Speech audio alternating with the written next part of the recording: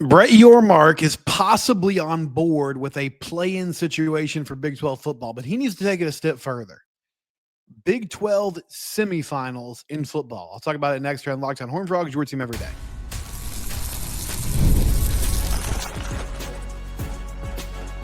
You are Locked On Horned Frogs, your daily podcast on the TCU Horned Frogs. Part of the Locked On Podcast Network, your team every day. Locked On Horned Frogs, your team every day. I'm your host, Steven Simcox. Thanks for tuning into the show. I've been covering TCU athletics for the past 12 seasons. Appreciate you making Locked On Horned Frogs your first listen. We're brought to you today by FanDuel. March Madness for the TCU women. It starts on Friday. They'll play Farley Dickinson in the first round. They're a 2 seed. We'll break down their region in the next segment. We'll also get into, unfortunately, TCU baseball dropping 2 out of 3 to Arizona State, and some disturbing things that I saw this weekend that I'm not thrilled about when we talk about this team in the future. But we start today with this idea, and I'll just get the take out there, and then we'll explain. The Big 12 needs to have 2 games the week before Conference Championship Saturday to decide who is in their conference championship game. Essentially, like a mini Big 12 tournament, the Big 12 semifinals, 1 seed plays the 4 seed, 2 seed plays the 3 seed, and then you have your championship game the next week. Brett Yormark spoke to the media during the Big 12 tournament this past week, and he was asked about a lot of different things. One thing he was asked about was the potential of a 14-team playoff in the future. So right now we're at 12. There's been chatter about expanding to a 14-team playoff starting as early as 2026. The Big Ten threw this idea out there back in December, and they said, hey, let's have a 14-team playoff with 3 automatic qualifiers for the Big Ten, 3 automatic qualifiers for the SEC, 2 for the ACC, 2 for the Big 12, and then 4 at-large teams. There was obviously a lot of pushback from every other conference, aside from the SEC and the Big Ten, that basically said, hey, why do you guys get an extra automatic qualifier? But when asked about the potential of how the Big 12 would determine those automatic qualifiers, Yormark threw out this idea saying, hey, the team that has the best record in the conference, the 1 seed plays the 4 seed, the 2 seed plays the 3 seed, your 2 winners are your 2 automatic qualifiers. And that seems like a very fair way to determine your 2 automatic qualifying teams. It also would eliminate, essentially, a winner-take-all Big 12 championship game, which would be very bizarre for us to get our heads around because for so long we have had a Big 12 champion. But in this case, this is how they would decide the college football playoff qualifiers in the Big 12. Other conferences have also thrown out similar ideas. Now, we're sort of getting ahead of ourselves. Is there going to be a 14-team playoff? I think eventually, yes. They're going to expand this thing because if they do, they'll get more money, and that's what this is all about.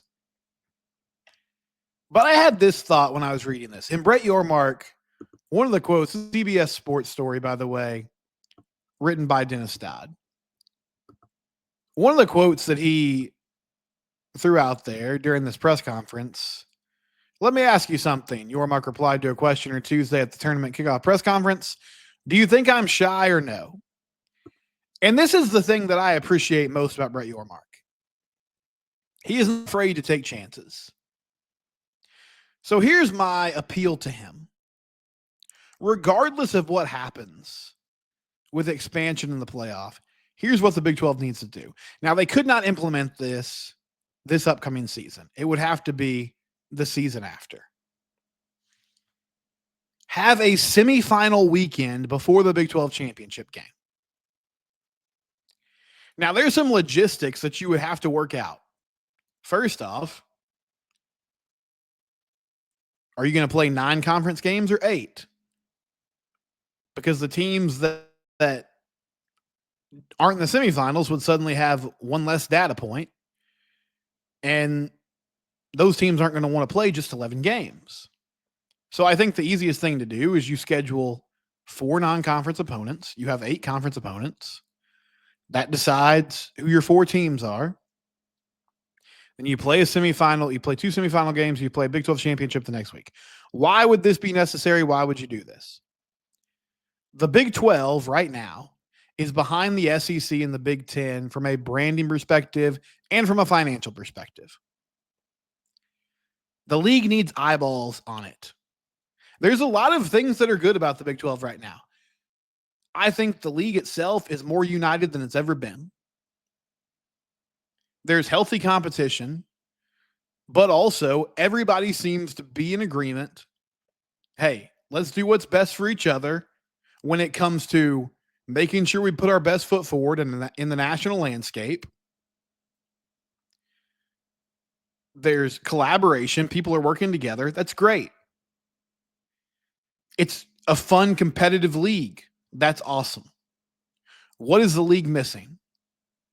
Brand recognition.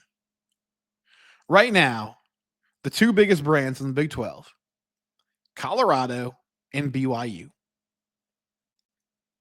BYU has staying power because BYU has a church behind it. LDS people, Latter-day Saints, Mormons, they are BYU fans. It's a national brand. LDS members across the country watch BYU. They root for BYU. They travel to watch BYU when they come to town, wherever it is. No matter where you are in the country, if BYU comes to play at your arena, there will be BYU fans there. And that's awesome for them. It's a national brand. They have great NIL backing. I think they're the biggest brand name right now in the league. Colorado would be number 2 in my opinion right now. The problem is all of that is predicated on Deion Sanders. If Deion left tomorrow, Colorado would no longer be a huge brand name in the college football landscape. Now, yeah, they won a national championship years ago. There's history there. I get all that. When TCU went to Boulder the year before Deion was hired, that was about as anonymous of a program as you will come across in the Power 4. There was no juice there. There was no energy. It was rough. Deion gets there immediately. Everybody's watching. And I think there'll be a slight drop off because Travis Hunter is a big draw. He was the best player in the country. People wanted to watch him play. Shadur Sanders, people wanted to watch him play. But Deion is the guy that's driving the bus there. They're going to get plenty of recognition. As long as he's on campus and he's coaching the Buffs. When he leaves, that changes. The league needs to do something to separate itself and set itself apart from the rest of the country. And Brett Yormark, I said this earlier in the segment, I love this about him. He's not afraid to take chances. He is turning over every rock trying to find revenue. Some of it's worked, some of it's not. They're going to do Big 12 Pro Days this week. I think that's kind of been a bust. But I understand the idea. I appreciate that they're trying. The basketball clinic in New York, I don't really know what that meant, but they're trying something, right? The international games down the road, revenue, international recognition. Maybe you get some new fans, get some more eyeballs on TV. Hey, it makes sense. Separating the basketball contract from the football contract when we're talking about TV rights and saying our basketball league is so valuable and so good that you need to pay us specifically to broadcast our basketball games. That's a good idea. I don't know if he can execute it, but he's innovative. He's pushing the envelope. And since he stepped in as commissioner, he's not afraid to try new things. So give this a try. Put high stakes, big time football on the field on a weekend where there's less attention than championship weekend, and make the Big 12 the story of the weekend. You're going to get pushback from coaches. You're going to get pushback from programs. Because if I go undefeated in the Big 12 regular season, now you're telling me I have to win 2 more games to hoist a Big 12 trophy, and then possibly 3 more games to host a national championship trophy? That doesn't sound great to me. There's going to be pushback. But if I'm Brett Yormark, I say, look, we have to find a way to get more eyeballs on our product. This is an innovative way to do it. I need you guys to hop on board with me. And that's what you say. And that's what you do. TCU is a good brand in this league. They've had great runs. Not that long ago, we're in the national championship game, right? Rose Bowl victory. You guys understand. You listen to this podcast, you know the deal. When TCU is struggling, which they were for a year and a half, kind of turned things around in the second half of the year, people sort of tune out. Frogs got to win more games to get back in the national conversation, and they can do that. But right now, they feel kind of anonymous in the national landscape, and that needs to change.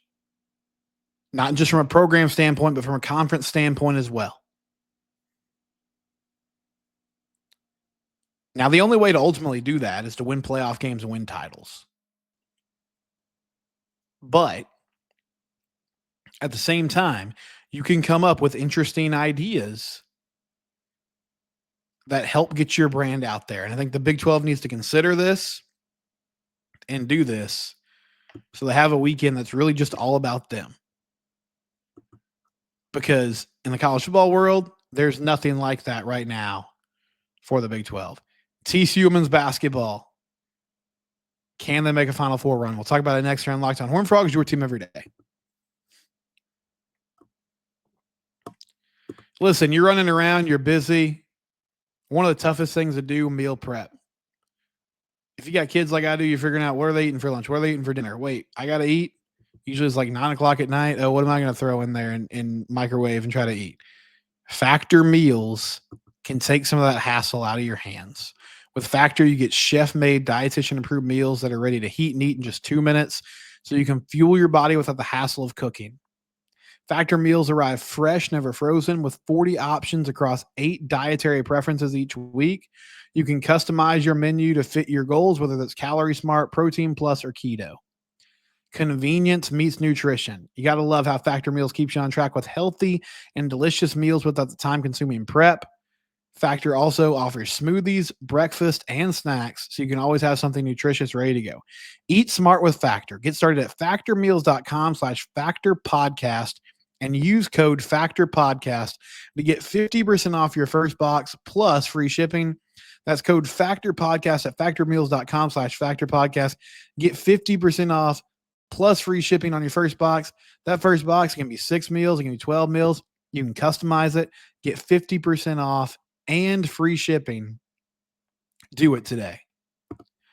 Also want to let you know about Supply House. Supply House, if you're in the HVAC world, electrical world, if you're in plumbing, whatever kind of business you own, they have an easy-to-use website that's packed with helpful resources and the latest product info to help you get the job done right. They specialize in plumbing, HVAC, or electrical equipment. Plus, with a competitive inventory of over 200,000 parts from 400 plus top brands, you'll find exactly what you need delivered fast from coast to coast.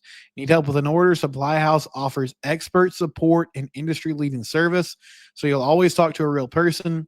And for trade pros looking for an extra edge, their free Trade Master program offers exclusive perks like a dedicated phone line, free shipping, and discounts on every order. Join the Trade Master program today at supplyhouse.com/TM and start ordering plumbing, HVAC, and electrical supplies with just a few clicks. Plus, use promo code SH5 for 5% off your first order. That's supplyhouse.com. Give them a try today.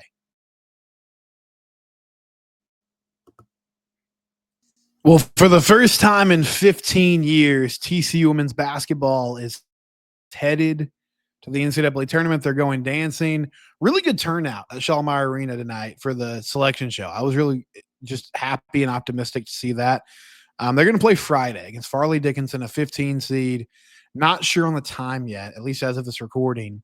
But Mark Campbell's squad opening the NCAA tournament at home in Fort Worth. They're going to host the first 2 rounds against Farley Dickinson. Farley Dickinson 29-3 this year. So having a really good season. They won the Northeastern Conference. It's their first appearance in the NCAA tournament.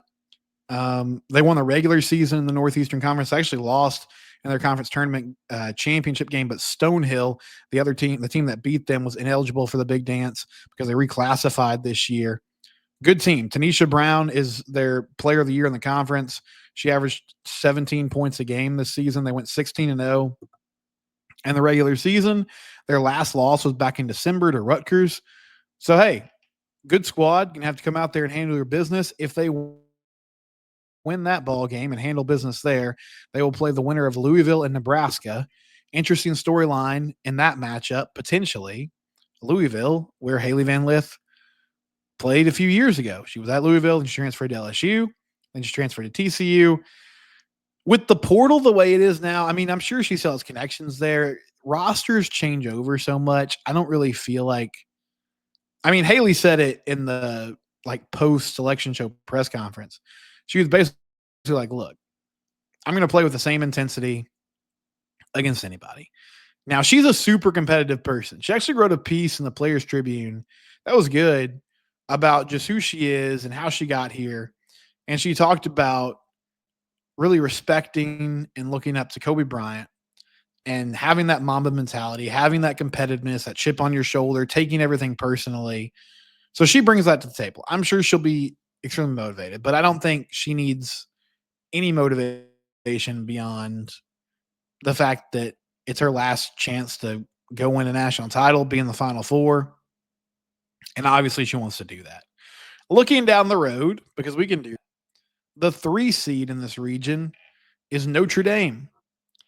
So the first 2 regions came out. And when Duke was named a 2 seed,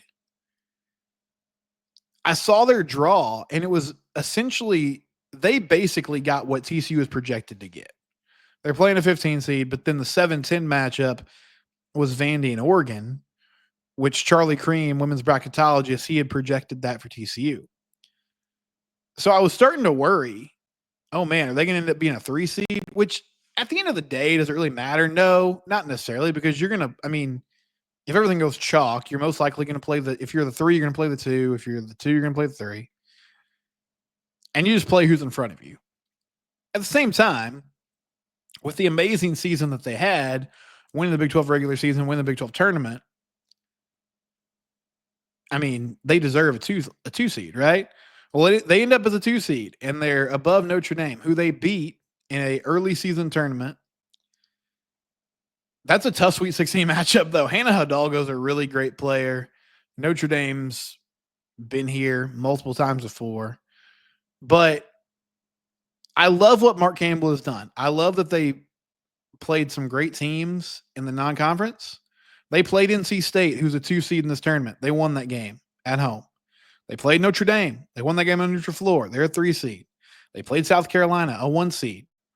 They got beat handily, but they got to measure themselves against one of the best teams in the nation. The 1 seed in this region is Texas. So if it came down to it and they were in an Elite 8 matchup with the Horns, that would obviously be amazing. But you got to win the games in front of you first. Bottom line, about as good of a draw as you could want or expect. And what an amazing turnaround. I think this team can make a long run. I mean, they have really good guard play, which is very important in March. I love what they've done by moving Donovan Hunter to that point guard role, letting Haley Van Lith play off the ball more, not having her expend as much energy getting the ball up the floor and getting the team in their offense. Sedona Prince is a force on defense. She can score down low. She can shoot in the mid-range. Madison Connors maybe the best shooter in the nation. I think she needs to step up in some big ball games and show that she can handle some physicality, because that's been an area where she struggled this year. But she can score. She can go. Agnes can play. I mean, like, they have the pieces to get this done. It's just about executing now. And Mark Campbell, he seems like a very calm, steady presence, which is what you want in March. Excited to see what they do starting on a Friday in Fort Worth against Farley Dickinson. The men, they will not be playing postseason basketball. Nick Giramonti, who covers TCU for Frogs Today and also the Sports Illustrated website, he says TCU will not be participating in any postseason tournament. The Frogs were asked about the college basketball crown, but declined. Their season is over. Now, Nick went on to say that the NIT is an option because the Big 12 was contractually obligated to play in the college basketball crown. But I'm confused because Oklahoma State is in the NIT. Apparently, the issue here is the college basketball crown, which it's the first year they're doing this. It's a 16-team tournament in Vegas. Fox is putting it on. The network, the TV network. It takes place from March 31st to April 6th. So it's 2 weeks down the road. TCU is going to focus on next season, is the word. Which I think that tells you some people are probably going to hit the portal. There's going to be some roster turnover, and they want to get to that part of the year. If they had closed the season with any sort of pulse, maybe this is different. But they did not. I will say, I think it's kind of lame that if they had a chance to play some more ball games, they're not going to. But I feel like at the end of the day, it just tells you they're ready to sort of blow this thing up and get after it for next year. So no more TCU men's basketball, women playing in the NCAA tournament. TCU baseball. Do we need to panic? We'll talk about that next here on Locked on Horned Frogs, your team every day. FanDuel, it's March. It's perfect time to jump on FanDuel.com or the FanDuel app. New customers, $200 in bonus bets when your first $5 bet wins. 200 extra bucks to use on everything from buzzer beaters to Cinderella stories. Who's cutting down the nets? Who is your underdog upset pick? You got Drake winning a couple games. Do you think Yale could beat Texas A&M 13/4? There's always a few of those. You could guess it right. You could get up to $200 in bonus bets at FanDuel.com or on the FanDuel app. Visit FanDuel.com and get in on the college hoops action all tournament long. FanDuel, it's where the game starts.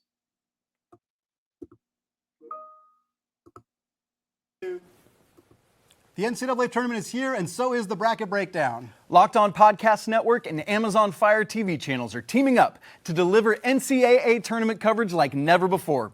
Watch studio shows featuring former players and Locked On's local experts as they guide you through every upset, buzzer beater, and bracket matchup. Stream it all for free on Amazon Fire TV channel. Search Bracket Breakdown to see it all for free. It's your team every day.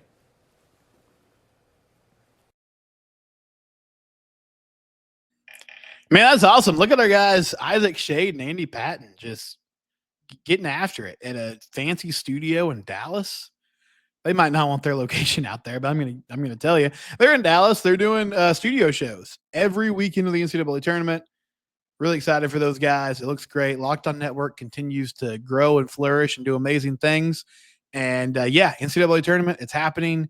Men's and women's, best time of the year. There is not a single better sporting event, I say this sincerely, than the first two rounds of the NCAA tournament.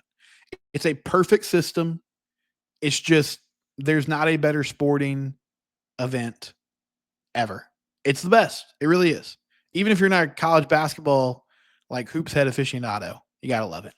Okay, I want to talk about TCU baseball before we go. They dropped 2 out of 3 to Arizona State. Won the Friday night game 3-2. Noah Franco, 2-run home run. That was a big story. Tommy Lepore had to start on Friday night because Cademan Parker was out. He was out all weekend. Had some tightness in his arm last week. Did not make an appearance this weekend. Concerning, right? Saturday was a disaster. They lost 26-9. They got down about 12-0 in the second inning, waved the white flag. Yeah, it was a bad deal. Bad news. And then today, Noah Franco took the mound. Noah was good. Went 4 2/3, only gave up 1 run. He attacked batters. He's got swing and miss stuff. He was fantastic. Now, I'm not ready. I think we've seen this in the past. Somebody comes in, their first start, they do some good things. But I will say this about Noah. Here's why I'm optimistic. He's done this in relief outings too. Secondly, he's just got good stuff. I mean, he's throwing mid-90s. He's got some nasty breaking balls. He's not wild. He's throwing strikes. Like, all of that's a recipe for success. At the very least, even if Cademan Parker's healthy, you need to get him more involved. He hits a 2-run bomb. They go up 3-1. Fantastic. Luis Rodriguez coming in, one of your more experienced relievers. Feeling good about this thing. Luis implodes. Walking batters, gives up hits. Bases loaded, nobody out. Another run comes across at 3-2. Bases loaded, still nobody out. And in comes Trey Newman, which I did not understand. Trey gives up another run, walks another batter. They turn to Nate Stern. Anyway, by the end of the inning, it's 7-3. TCU claws back, makes it 7-5. In the 9th, Frogs implode again. They trail 12-5.